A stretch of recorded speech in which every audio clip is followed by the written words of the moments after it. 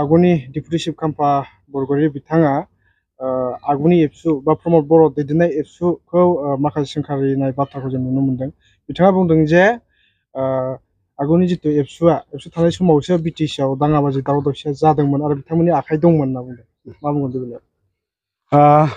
बे बेलायाव आङो मानगोनां खाम्फा बरगयारि बिथांखौ बुंनो सानो जे जि समावनोखि जोंहा बे बर' हालामाव जिहेतु दाङाबाजि सोलिबाय थादोंमोन बे समाव बिथांमोननिनो सरखार दङमोन। बिथांमोनानो EM-GM जाना दंमोन। बे EM-GM जानाय समावनो बिथांमोना माने बे दाङाबाजि जानायाव गोबां माने रायजो राजाफोरा जिउ गोमानो गोनां जादोंमोन। बेवहाय सोरखौबा डाइरेक्ट आसि थुनानै सोरबा एबसु दङ होननानै बेखौ बुंबा जानाय नङा। मानो होनोब्ला जोङो बे जै समाव बिथांमोननि सरकार सोलिबाय थादोंमोन जे बिटिसिआव सरकार सालायबाय थादोंमोन बे समाव बिथांमोना मालाबाबो बुङाखैमोन जे जे दावराव दावसि जादों बे दावराव दावसिया बन्द' जानांगौ होननानै।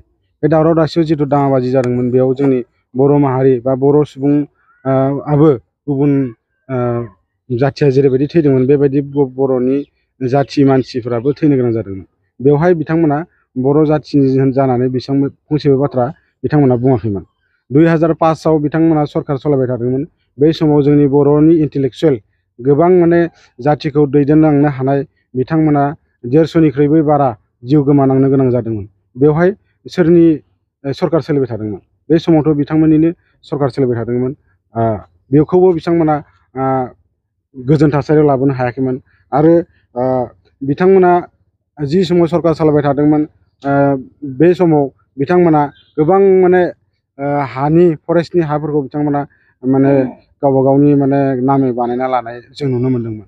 दा हानि पाट्टानि बेलायाव जिथु बुंदों बिथांमोना जे हानि पाट्टानि खोथाखौबो बुंदों बिसोर, आं बेखौ नुदों ससियेल मिडियायाव जे जोङो खुनु माने हानि पाट्टा बा गुबुन जातिफोरनो हानि पाट्टा होनाय नुवाखै। खिन्थु बिथांमोना जै समाव सरकार सालायबाय थादोंमोन बे समाव अनलि 17 बोसोराव बिसोरो 20,000 खमैबो 20,000 सिमल' हानि पाट्टा होनाय नुनो मोन्दोंमोन। नाथाय जोङो दिनै बिटिसि बा बिटिआरखौ सालायनायाव 3 बोसोरावनो जोङो 1 लाखनिबो बांसिन हानि पाट्टाखौ जों होदों।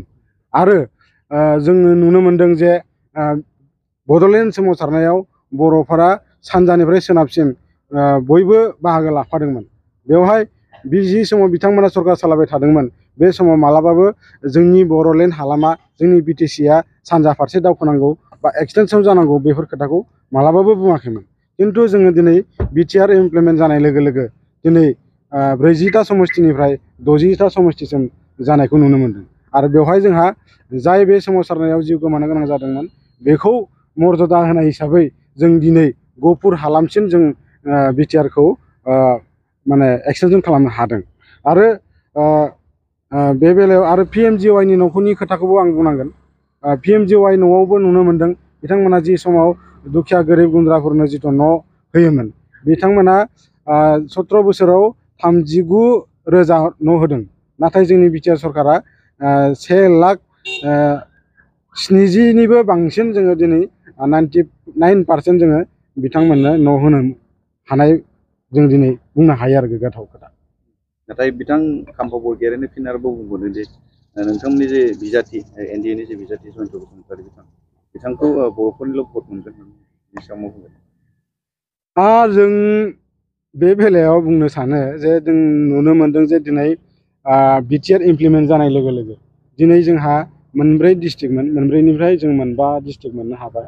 5 डिस्ट्रिक्ट हिसाबै जों 5 डिस्ट्रिक्टआवबो जेरैबायदि खामानि मावनो हादों, जेरैबायदि डेभेलपमेन्टनि खामानि मावनो हादों, जों दा फर एग्जाम्पल जों मोनसेल'सो उदाहरन होनो नागिरदों जे जिथु बड'फा UN एकाडेमि जिथु जोंनि मिशन, बे जे 50 जन जोङो IAS IPSनि जिथु मिशन लादों बेवहाय नोंथांमोना मिथिगौ जे बेवहाय अनलि बर'फोरल' गैया। बेयाव माने मेरिट लिस्टआव जोङो बर'आनो जा सोरबा दस्रा जाथियानो जा जों जाय मेरिट लिस्ट खालामनो हादों बेयाव गोरिब गुन्द्रानि न'खरनि फिसाफोरखौबो जोङो बर'आनो जा बा बर'आनो बा दस्रा जाथिनि मानसियानो जा बिथांमोनखौ जोङो माने सम मोनथाय हिसाबै माने एखे नोजोरजों बिथांमोनखौ जोङो माने कचिं होनानै जोङो माने माबानो हादों आरो नोंथांनि बुंनो नागिरनाया नोंथांमोना गासिबो हारि माहारिखौ समानैनो नायदों। नंगौ जोङो गासैबो हारि माहारिखौ समानै नायदों आफादा होनायनि लेखायावनो जा बा जिखिनि माने गासै बिथिङाव जिखिनि आसनिफोर होदों जों बर'आनो जा बा अना बर'आनो बा गुबुन माहारियानो जा जों गासैबो बिथिङावनो दस्रा माहारिफोरनोबो बिजाथिया 100% देरहागोन होनना फोथायो नामा? औ नंगौ जों 100% जोंनि बिजाथिया देरहागोन। मानो होनोब्ला जोङो बेवहाय जों एबार इलेक्सनखौ MP इलेक्सनखौ NDA हिसाबै गेलेगोन। दा NDA हिसाबै गेलेयोबा जोंहा UPPनि जिखिनि कर्मकर्ताफोर दङ जोंहा बुथ लेभेलनिफ्राय लानानै ब्लक लेभेलनिफ्राय लानानै डिस्ट्रिक्ट लेभेलनिफ्राय लानानै जिखिनि जोंनि कर्मकर्ता दङ आरो ओमफ्राय BJPयानो जा बा AJPयानो जा जों गासैबो कर्मकर्ताखौ लानानैनो जोंहा गोबां माने मोनसे भट जाखाबाय। आरो लोगोसे जिखिनि सान्थि फैबाय जों बे बर' हालामाव जिखिनि रायजो राजाफोरनो फोथायनायखौ लाबोना होनो हाबाय। बे फोथायना होनानै लाबोना होनो हानायाव गोबां रायजो राजाफोरानो जोंखौ माने अनसायगोन बा गोजोननाय फोरमायदों आरो बिथांमोना जोंखौ माने 70% जोंखौ भट होनानै देरहासार होगोन होननानै आं आसा खालामो। जागोन दा। बिजाथि सायख'जाखांनायनि उनाव बे आंनिनो माने न'खर जिल्ला हम जिल्ला बे जिल्लायाव ब्लकफ्राव गिदिंनाय हाबाफारि आरो जोंनि मावथि मोनथामबो दोलोनि बिबानगिरि मावथिफोरखौ लोगो हमनाय आरो सिनायथि लायनाय मोनसे हाबाफारि। बे हाबाफारिखौ दिनै जिल्लायाव खालामनाय जादों आरो खालामनानै लोगो मोनफैनानै जोबोद गोजोननाय मोनदों जे दिनै जोंनि मावथिफ्रा फैबाय थानाय 7 अक्ट'खौ बिथांमोनहा नेबाय थादों। रायजो राजाफ्रा जोबोद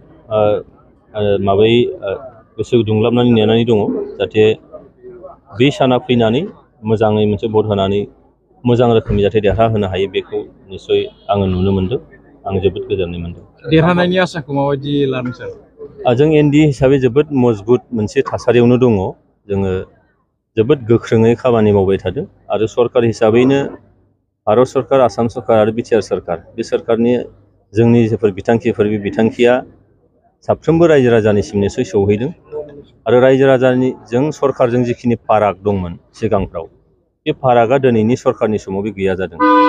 रायजोआ सरकारनि खाथियाव साफिदों, सरकाराबो रायजो राजानि गांनाय उखैनायखौ फोलोमनो थाखाय माखासे हाबाफारि लादों आरो बेबायदियैनो दिनैहाय रायजो राजा भटार रायजोफ्रा आथिखालनि सरकारनि सायाव मोनसे फोथायनाय निस्सय लादों आरो बे फोथायनाय लानानैनो जोङो नुयो जे फैबाय थानाय बिसायख'थियाव जोङो 70% निस्सय जों भट मोनगोन आरो बेबायदि जों आरामैनो देरहालांगोन। नाथाय खाम्फा बरगयारि बिथाङा बुंदों जे बर' जाथियाल' नोंथांनो भट होगोन, बाखि जाथियानो भट होनाय नङा।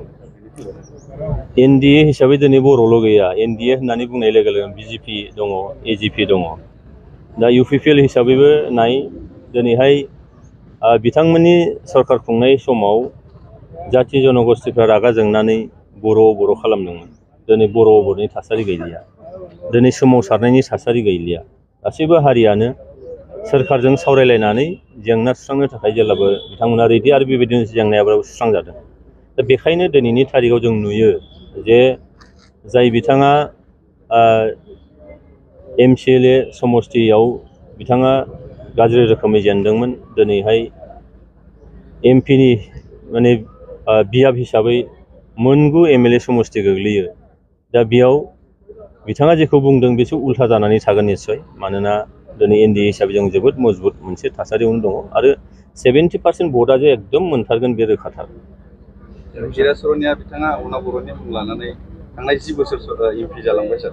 दा बिथांखौ अना बर' बिथांमोना बिथांखौ फेजेननो थाखाय माबायदि थागथियारि जानानै दं नोंथाङा? आथिखालनि जिफोर थासारि बे थासारियाव हारि माहारिनि जिखिनि मोनसा मोनलायनाय बा बोराबलायनाय बा बे जाथिनि गेजेराव मोनसे नांलाय खमलाय जानाय बे जिनिसा दिनैनि थासारियाव गैलिया। बयबो दिनै गोजोनखौ लुबैयो, गोजोनखौ हास्थायो। बर'नि थासारिया बै समाव दंमोन, खिन्थु दिनै गासैबो हारि माहारिफ्रा बर' थासारिखौ लाबोनो लुबैयाखै। दा बेखायनो दिनैहाय NDAजों बयबो दङ आरो NDA हिसाबै जोङो मोनसे मोजां थासारियावनो देरहालांगोन। बेयाव बिबेदगामि मोनसे राजनिति, फारागथि लाबोनाय राजनितिया बेयाव निस्सय सोलिनाय नङा। मुगैलायनायनि राजनिति बेयाव गैलिया। दिनै NDA हिसाबै जों गासैखौबो बजबदों आरो बे बोजबनायनि गेजेरजोंनो गासैबो हारि माहारिया सरकारनि सायाव मोनसे फोथायनाय लाखिदों, बिसास आरो आस्थाखौ बिथांमोनहा लाखिदों आरो बेबायदिनो फैबाय थानाय 7 अक्ट'आव जानो गोनां बिसायख'थियाव जों एनडिए हिसाबै जोबोद मोजां मोनसे भट शेयार मोनगोन आरो बेजों जों देरहालांगोन।